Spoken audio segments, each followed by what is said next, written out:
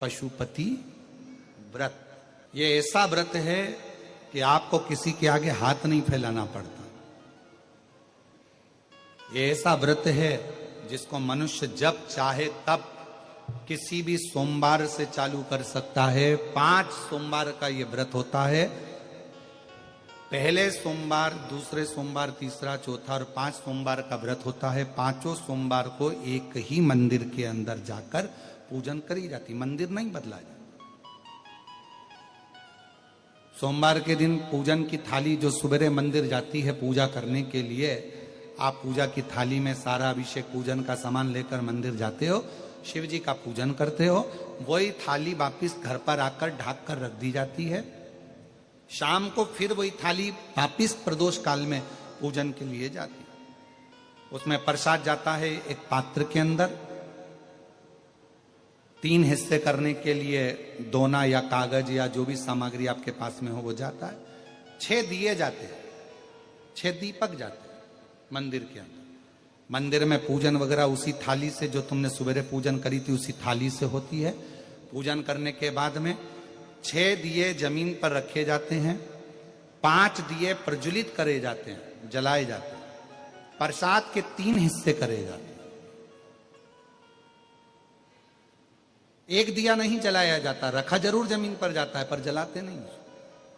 5 दिए मंदिर में लगाकर प्रसाद के 3 हिस्से कर कर बाबा को पहले व्रत के दिन बाबा से प्रार्थना करो। प्रसाद के 2 हिस्से मंदिर में छोड़ो, 1 हिस्सा अपनी थाली में रख लो। जो दिया नहीं जला है उसको थाली में रख लो। बाबा को प्रणाम कर कर, बाबा आज मेरा पहला पशुपति व्रत है, बाबा स्वीकार करना। पशुपति व्रत का नियम है कि एक समय फलहार, एक समय भोजन आप कर सकते हैं, पर भोजन शाम के समय करें। और भोजन करने से पहले जो प्रसाद आप लेकर आए हो मंदिर से, वो प्रसाद पहले आपको खाना है। प्रसाद नमकीन नहीं जाता, मीठे का जाता है। बाजार का बना हुआ प्रसाद नहीं जाता।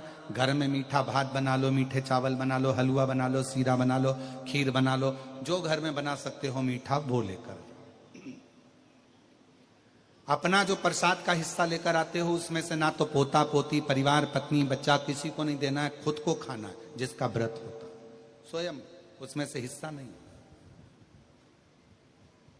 प्रसाद जितना भगवान शंकर के लिए बनाया जाता है कढ़ैया में, तबेली में, भगोनी में, वो पूरा की पूरा जाता है। ये नहीं कि कढ़ाई में आपने आधा छोड़ दिया और आधा लेकर मंदिर चलेगा और फिर मंदिर में 3 हिस्से कर दिया, ऐसा नहीं हो सकता। जितना बनेगा उतना पूरा की पूरा ही जाए। जो 6ठे नंबर का दिया है, जब प्रसाद का हिस्सा लेकर घर में आओ, घर के अंदर प्रवेश करने से पहले सीधे हाथ में, अपना सीधा हाथ राइट हैंड पर बैठ जाओ। घर के बाहर राइट हैंड में दिया लगा दो। घर के बाहर 6ठे नंबर का दिया यहाँ प्रज्वलित कर दो, जला दो। बाबा को प्रार्थना कर कर घर में प्रवेश कर जाओ।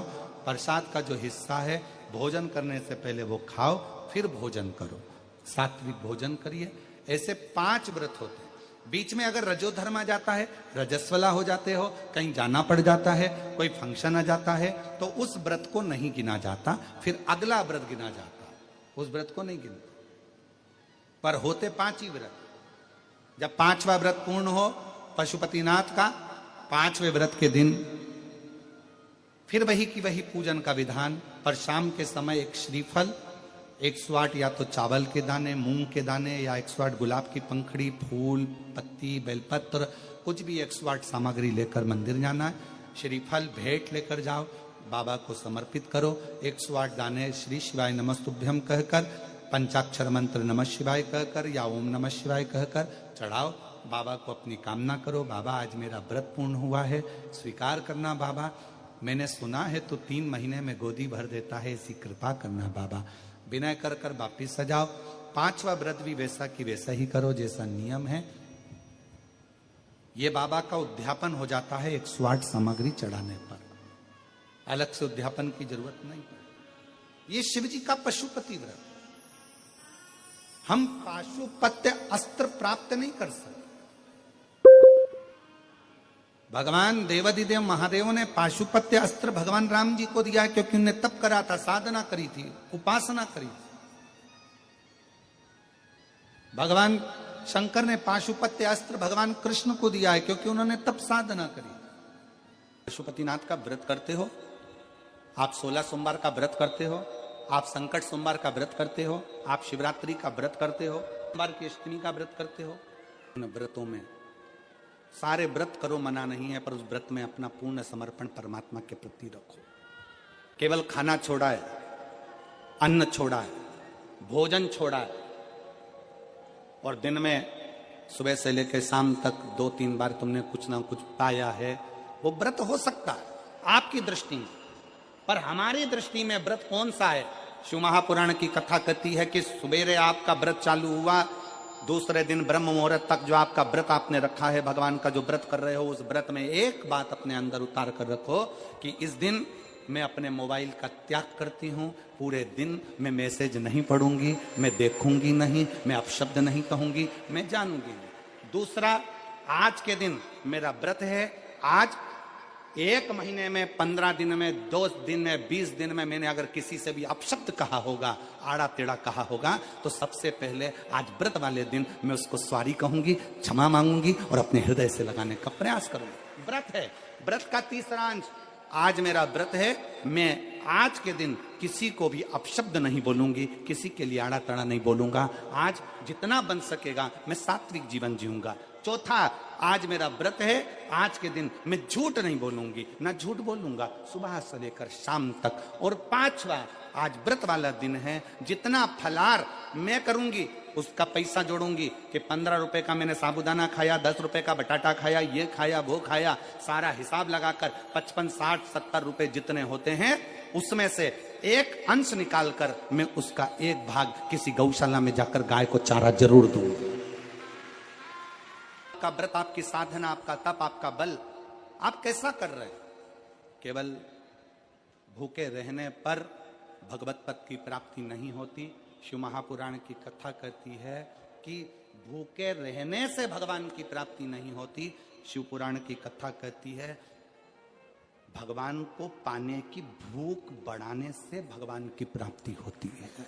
भीतर से परमात्मा को पाने की भूख बढ़ाइए, भगवान को पाने की भूख बढ़ाओ भीतर से।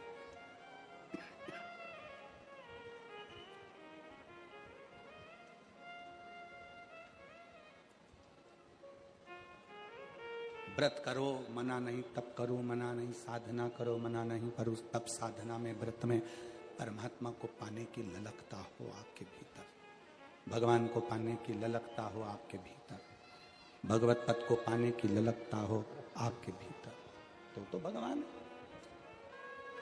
महापुराण की कथा एक बड़ी सुंदर बात कहती है, व्रत आप करते हो, उपास आप करते हो, नियम आप लेते हो, पूरा किसको करना पड़ता है? तुम्हें नहीं। व्रत आप करते हो, उपास आप करते हो, नियम आप लेते हो, और पूरा देवाधिदेव करते हैं, भगवान शंकर करते हैं। बस इतना जरूर याद रखें कि जैसे कुछ प्राप्त हो भी गया तो शिव को धन्यवाद देकर शंकर के दरवाजे पर जाते रहना, यह हमारा कर्तव्य है।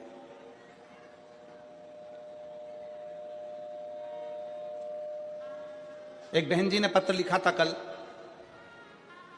उस पत्र में बहन जी ने लिखा कि शिव महापुराण तप का मतलब क्या होता? चलिए, उपास का मतलब बताओ। खाना छोड़ देना व्रत नहीं है,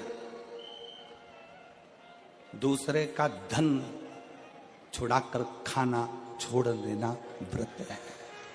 शिक्षा दे देना, किसी को चिकित्सा की जरूरत है, उसकी चिकित्सा में थोड़ा सा धन लगा देना, कोई रोते हुए के आंख के आंसुओं को पोंछ देना, किसी के दुख में खड़े होकर उसको खुशियां प्रदान कर देना, ये दुनिया का सबसे बड़ा व्रत है, सबसे बड़ी साधना, सबसे बड़ा तप। मन साफ है तो सारी गलतियां माफ है, पर अगर मन ही साफ नहीं है तो गलती कौन माफ करेगा भाई?